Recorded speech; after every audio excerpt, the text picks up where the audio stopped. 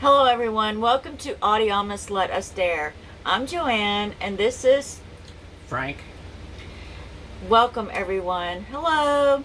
Okay, so we are coming to you guys live from La Paz, Baja California Sur, Mexico. Yeah, and it's great to be here. I mean, it's, what is it, 75, no, 80 degrees? Yeah, I think it's like closer to mid 80s. Yeah. And it beats the weather I was in. I was in Busan, South Korea for about 4 months working and 5 months altogether. But it's great to be back on the boat and with JoAnne. Yes. Look here. Yeah. Yes, yay, he's home. Yes, so it has been several months, like 5 months, I guess, because Frank is a merchant marine. He does ship out for long tours, so we are separated. I generally stay on the boat while he ships out. I work on my YouTube channel, DivinEmpowerment, and also my online energy healing business. And we're trying to get this channel up and running. Hopefully, do it more frequently than I have been. So we're going to get more interesting content and some more interesting things going on. One big thing that happened between when I got back from South Korea a couple of weeks ago and now is I got the book published. It's Audeamus, Let Us Dare, on Amazon Kindle, and there's a hard copy, a paperback copy on Amazon too, under the title Audeamus Let Us Dare. So yeah, go ahead and check it out. And you can find those links below in the description. Awesome. So there was that, and the other interesting news is, and it's sort of so we have an opportunity to buy a new boat, and it's significantly more than the one we're on right now, but it would be cool not only to have a bigger boat with what JoAnne likes is air conditioning, but also to have more space for guests. Yeah, right. It's a must. Yeah, so we're working on that. If we should know by Monday if we're going to jump on it. The biggest questions are, one is there's the coronavirus going on, travel restrictions, and the financial industry is taking a hit, and jumping into a new boat at this time is questionable, perhaps. But I've done it before, so we'll see what happens. Which I'm good with our boat. I love our boat. We just need air conditioning, right? And we're working on that. We've got options. Yes, this past summer in La Paz, it was very challenging, very hot, and we will be posting a lot of that content coming up really soon on our travels from San Diego, Seattle, San Diego, and then down to Mexico. Yeah, and our next venture, if we don't jump on the new boat, we're going to be sailing across to Mazatlan, hit a few islands along the way, and then down the coast, Mazatlan, Puerto Vallarta, Acapulco. Then we're going to shoot through like Central America, Guatemala. I used to live there. Puerto San Jose is a beautiful little port, but it's really not necessarily conducive for sailboats. We're going to probably shoot down to Costa Rica, enjoy a few of the islands there and the sanctuaries, and then go to Panama. So that's plan A. And plan B would be get a new boat. So we'll see. Yeah. Anyway, so can I ask you this? JoAnne jumped on board with me a couple of years ago. I put her through a knockdown cruise, and she was one heck of a trooper, and she's still here. So can I ask you this? What's the best thing you like about sailing and this lifestyle? Well, I love the freedom, that it gives me, and being on the water, and just, it really gives me a deep inner perspective of who I am, and getting me back in touch with my soul desires, right? My soul intentions, what I really came here to experience. So it has been kind of a journey within, so that I can bring that journey to the outside of my reality. Yeah, and what would the difference be between living, let's say, in an apartment or a house versus living on a boat? Oh wow, huge difference. Number one, being on the water, you get a sense of weightlessness, right? It's like, whereas where you're on land, you have a lot of gravity pull there. And for myself personally, I feel that I like the weightless feeling. I feel like it's easy and I sleep amazing on the boat. I agree with that. Right? Yeah. And this girl can sleep. Yes, I can.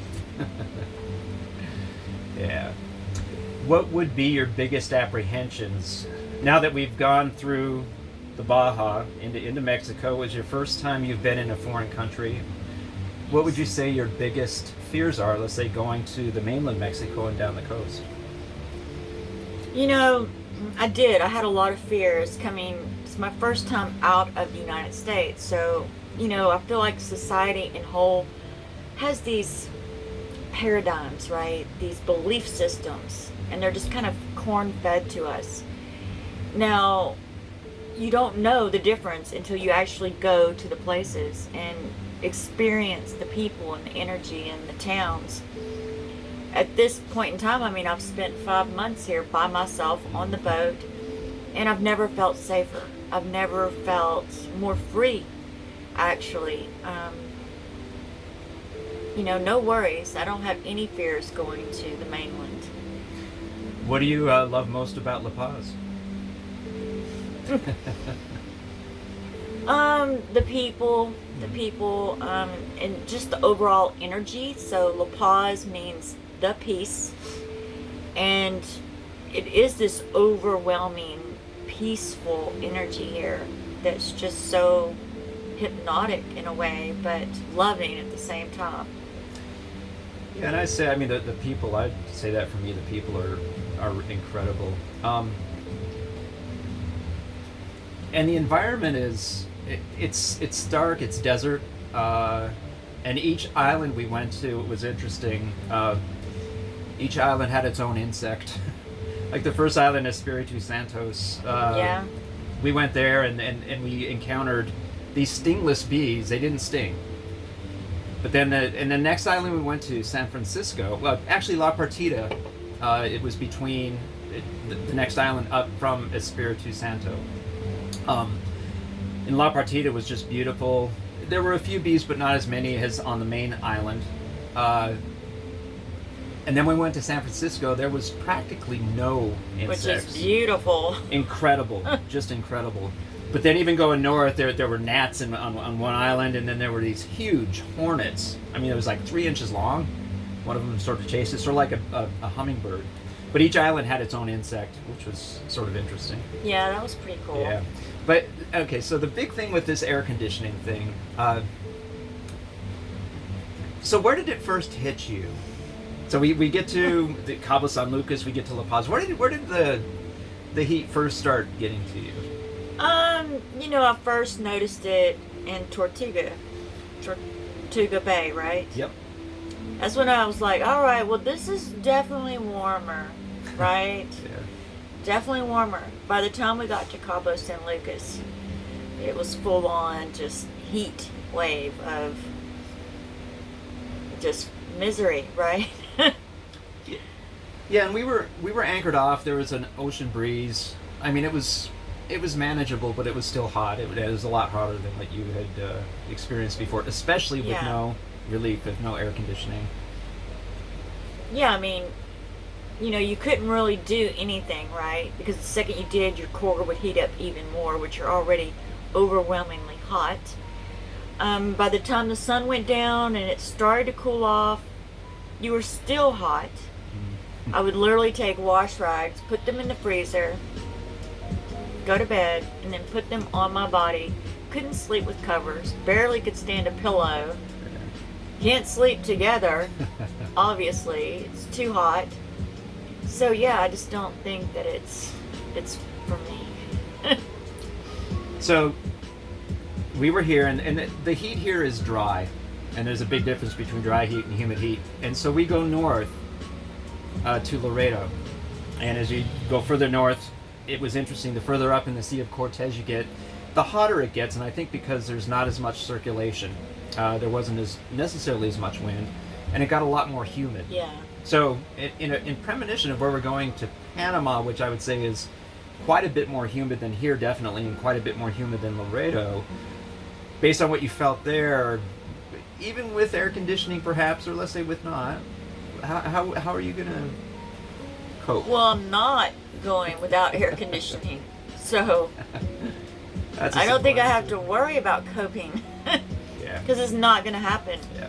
Because, I mean, it really kicks into your health, right? And, you know, a little bit of air conditioning with a generator is perfectly okay in order to prevent you from having a heat stroke, which I guarantee you I had many heat strokes this past summer. Yeah.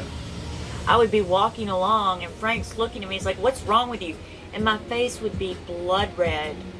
I mean, and I would sweat so much I would stop sweating, push beyond the sweat, and then every place we stopped at would rush over with a bag of ice. "Put this on your neck, ma'am. Put this on your neck." Because that's what you want to do, is you want to cool the blood going into your brain, which causes a heat stroke. Yeah. And I need to get better at recognizing heat exhaustion, and listening to JoAnne when she says we need to stop. So I'm going to work on that. Yeah. And what I do is I try to adapt and go swimming as much as possible, take some time, stay in the shade as much as possible, drink fluids and all the things that you need to do. So I'll get better at listening to JoAnne when we need to stop. Well, we'll get AC one way or another. Yes, we're definitely getting some air conditioning. Yeah. The other question I have in premonition of going down the coast, along the Mexican coast, let's say after Mazatlan, between Mazatlan and Acapulco, there's not going to be much internet, and especially down the Guatemalan coast, Nicaragua, all the way down to Panama, it's going to be really, really stark for internet. It's going to be practically near existent based on the work that you do, which is online a lot. Right. What are you thinking? How are you gonna manage that? Well, I'm going to pre-record all my Divine Empowerment YouTube videos, and I'm in the process of setting up some YouTube editors who can post those on my schedule. You know, I'll write up a schedule for them, and then they can post the videos daily.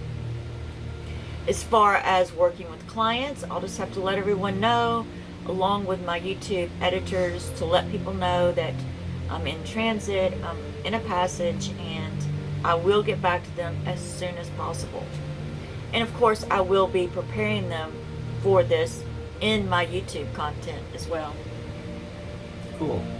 So where do you see your business, let's say in 5 years? What would that look like?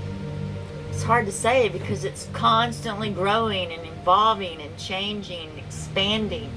It's hard to say where it's going to be in 5 years. Where do you want it to be? You know, I try not to limit myself. I mean, I do have like an end game. You know, I do want to do large concerts, spiritual concerts, big collaboration concerts on the ley lines around the world. So I'm talking about like a sea of people, right? Where we come together, way showers, light workers, starseeds. We put on a fabulous concert. And I would really hope by then that my Passion for Life Energy Vertex program is up and fully out there and everyone is engaged with that. And of course, every year I do updates, I add to that program. And so it would be kind of like a new yearly event with releases. So on a more personal note, so we have different schedules, rituals. My ritual in the morning, I get up whenever I get up, which is usually around 4:30. I do some writing, drink some tea, and a little meditation, a little stretching, a little exercise and stuff like that. But it's early and you sleep in until whenever you are ready to get up. Right. And now since I'm back on board, and I've been waking her up a little bit. How do you envision that going down the road? Do you want me to shut the door? How can we work this out? Because it's sort of a little bump in the road. Maybe not. Well, I think a lot of it is that I've been tired, and it is a lot warmer here now. We spent 2 weeks in Seattle where I was freezing. So energetically, I'm just kind of depleted, and then I'm having some sort of weird allergic reaction to something in the air here. Yesterday, it like hit me. But in the mornings, you know, just being a little more quiet, you know, and if you want to shut the door, that's fine, but then that'll probably wake me up. So the main thing is not fiddling. But you always fiddle a lot when you first come home. I do fiddle. When he first comes home, he seems like he's got to take everything out of all the cabinets. I do. All the cabinets. All the cabinets. And I'm like, Frank, everything's still in the same spot it was in when you left. No. There's a reason for that. And I will have documentation this time because I am going to take pictures. As soon as he leaves, I'm going to take pictures of everything to show him that things get disarranged, you know. I mean, I put like a little stack of papers in his work desk, and he was like, "Oh my gosh, it's a nightmare. It's a nightmare." It's like a hurricane went through it. No. No, so what I do when I get on a ship, like when I ship out and I get on a big ship, when I get back on my boat, anytime I get back on my boat, even if it was me before without JoAnne, I would go through everything, clean everything out, put it back in, and it's sort of like a dog staking out his or her territory. It's just like demarcated territory. You know what I've noticed? What's that? Especially this time. Okay, so he comes back, right? I have not taken anything out of that drawer and not put it back, like where it goes. I think the scissors might have been out of place. And of course there were some papers for him, they're added. But what I've noticed is every time he does this ritual, right, he doesn't put things back the way he had them. He changes the location of everything. Better, new and improved. But the problem is I know where everything is at, right? I haven't left. I didn't go away. I know exactly where everything is. Keeps you on your toes. Keeps me on my toes. Yeah. Interesting. Yeah. No, I don't know, it makes me feel at home. And I do change things around. Things are always constantly improving. And we're working on, so if we do get a generator, again, we have to reorganize what we have right now. Do some addition. It's going to be interesting. So we should find out on Monday if we're going to get a new boat or if we're going to get the air conditioner and the generator. Hopefully it'll work. Yeah. Yeah. So what I imagine, and then plan A again, is sailing down the Mexican coast, the Central American coast to Panama. So my the Caribbean. Exactly. Yeah. So the goal for this is to really enjoy ourselves, take our time. We do have room. If Plan A does work out, we do have room for a couple of passengers. We have a very spacious aft cabin that's all yours. You mean if Plan A does work? If Plan A does work, yes. We'd love to have some folks on the passage. We're going to take it slow. We're going to drop off Espiritu Santos, Balanderas Beach. Yeah. Perhaps we're going to drop the hook. And then maybe sail down to Los Muertos. The last time I was there, it's a beautiful little place, a neat little restaurant there, but it's secluded. Dropped the hook there when we were coming up, and I went spear fishing, and got attacked by this little puffer fish. Yeah. Not attacked, but it's curious. It was a very curious little guy. So anyway, we're gonna go back there. It's a neat little place, and then shoot across to Mazatlan, which is about a 3 day sail, depending on how the wind is. And I like sailing. I don't like motoring. Yeah. So we're gonna try to sail as much as possible. But if people are interested, and Plan A does work out, that's where we're heading. And then we're going to do different legs, and if people would like to join us on different legs of the journey, we have that posted on our website, audeamuslettusdare.com. You can check out the dates, check out the information, It's Yeah. good stuff. Yeah, it's Yeah. definitely good stuff. And also, too, you guys can find us on Facebook at Audeamus Let Us Dare, and on Instagram at Audeamus Let Us Dare. And we do post a lot of photos of our travels and stuff on Facebook, so you guys can check that out. And we are going to start editing, I think, some of our live videos Yeah. from Facebook to our YouTube family. And welcome to our YouTube family, you guys. We appreciate it so much. So make sure you hit the subscribe button and tap the bell. And if you have any comments, list them below, and we will respond to them. We're looking forward to chatting with you and sharing our lives with you. Yeah. Awesome. Thank you.